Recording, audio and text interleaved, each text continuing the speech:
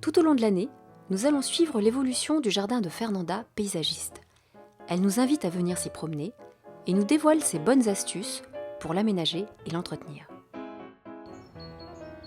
Aujourd'hui, découvrons le réveil de la nature au printemps, mais aussi comment Fernanda a composé ce jardin de 1000 m² qui en paraît 2000. Mon jardin a été conçu en îlot pour pouvoir tourner autour. Comme ça, on profite des floraisons, mais complètement. Et pas seulement que d'un côté, comme beaucoup de jardins, pouvoir sentir de part et d'autre. J'ai énormément travaillé les feuillages gris, les feuillages bleus, les différentes tonalités de vert, pour que l'œil pétille au fur et à mesure des massifs. Fin avril, le jardin de Fernanda est à peine reconnaissable. Tous les feuillages sont sortis. Alors, ce qui fait que dans les massifs, il y a du relief entre les pourpres, les gris, les feuillages jaunes.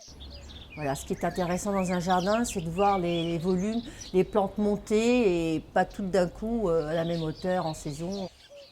Et aussi, les massifs ont été conçus à plusieurs échelles. On peut avoir jusqu'à 4-5 échelles dans un massif. Ce qui est très intéressant au niveau floraison et au niveau du mélange des feuillages, pour que l'œil ne s'ennuie pas dans un jardin. Et pour que les volumes soient harmonieux, il faut s'adonner à l'art de la taille. À cette période-ci, au mois de mars, j'équilibre toutes les tailles dans le jardin pour créer un équilibre à l'œil.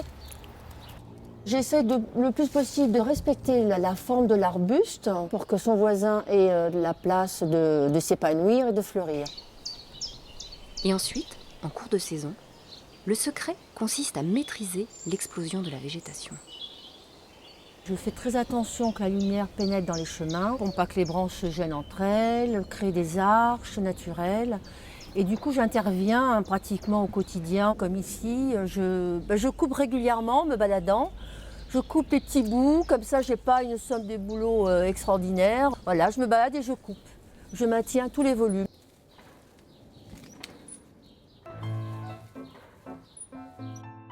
Et pour que son jardin s'épanouisse, Fernanda déborde d'idées empruntées à la nature. Je crée exactement le même biotope que dans les forêts. Les feuilles tombent, ça fait des paillages au sol. Ce que je fais, je mets une couche de feuilles et je mets une couche de fumier. Et du coup, ça crée un paillage extraordinaire sur la terre.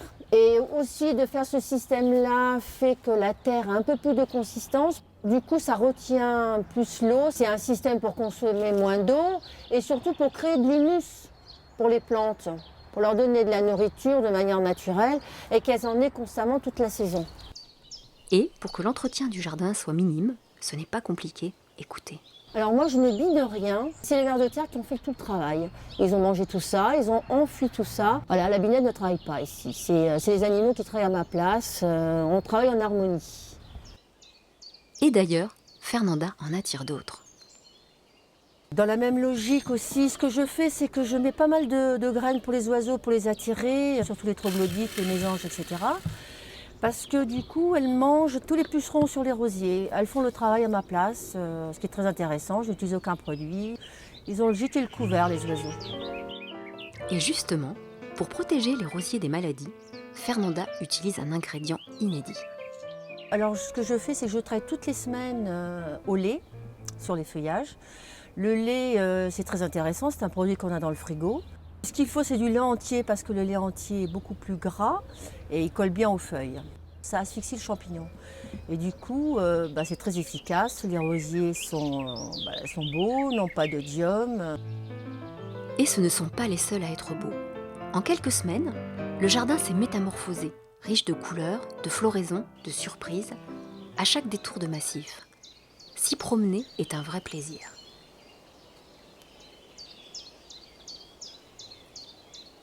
Rendez-vous dans quelques semaines pour découvrir comment ce jardin reste attractif au fil du temps et surtout pour vivre le temps des roses.